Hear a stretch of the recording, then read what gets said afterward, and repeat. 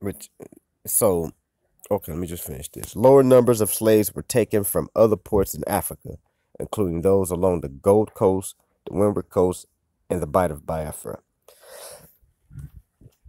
All right, so but I did a very little research on the EM 4254 because I see some brothers, you know, getting this assigned to them, right? And I'm wondering why do they just give these brothers this, assign this to them, and why those brothers aren't marked right there. You know what I'm saying?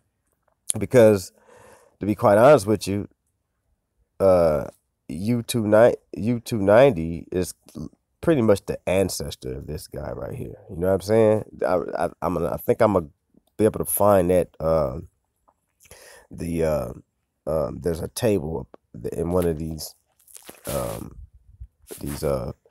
trees, Y chromosome trees that'll probably show that how this branch right here is one of my descendants actually. Let's recap. So your haplogroup, hold on, men bearing haplogroup EM4254 were carried to the Bahamas in the transatlantic slave trade. All right, that's right. Jesus said that we will be led captive into all the nations.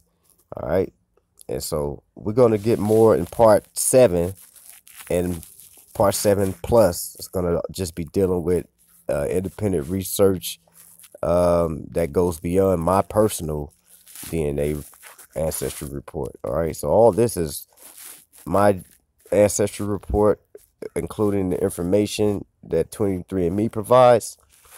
This is part 6 and the finale of my break my own personal ancestry. Part 7 and plus gonna deal with just science research sort of stuff, but pretty interesting stuff, discoveries, and is the diversity of the um the M the EM96 or EM2 haplogroup. All right, or to be more specific, the M180 haplogroup, because the M180 is where you really get these 4 sub haplogroups of EM96, and that's why I'm telling you these 4 sub haplogroups of EM96 represents all the 12 tribes of Jacob. You know what I'm saying? And that's 12 tribes within 4 sub haplogroups, because those sub haplogroups represent 4 different women that Jacob had as wives, and all the sons that those women gave Jacob.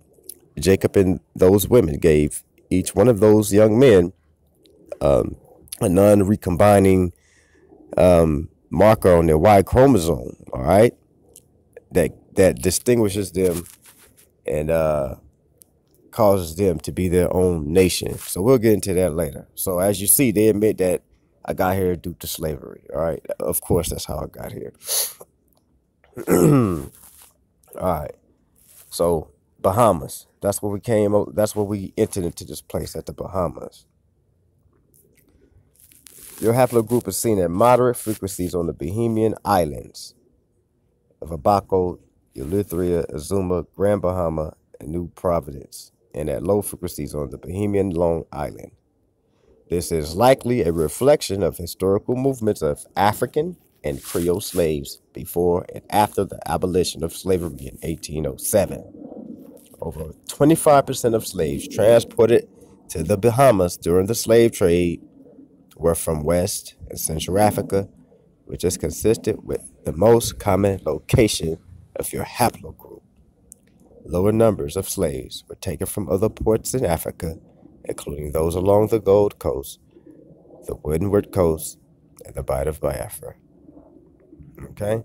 All right, so that's part 6 and the finale of your brother, remain true, Yaram Yahawa, and my haplogroup. All right? My paternal haplogroup, my ancestors, and now all the other stuff that we do is going to be extra for research, and I'm going to show you my descendants. So just like this guy, this is one of my descendants, according to the tree that I looked at That's the only reason why they would even mention. Why else would they mention EM4254 if it wasn't associated with this guy? But you see, once we get to this guy, U290, they don't even want to tell us about him. Why? Because it's, all dealing with powerful prophetic stuff that the powers that be don't want us to know about. Shalom.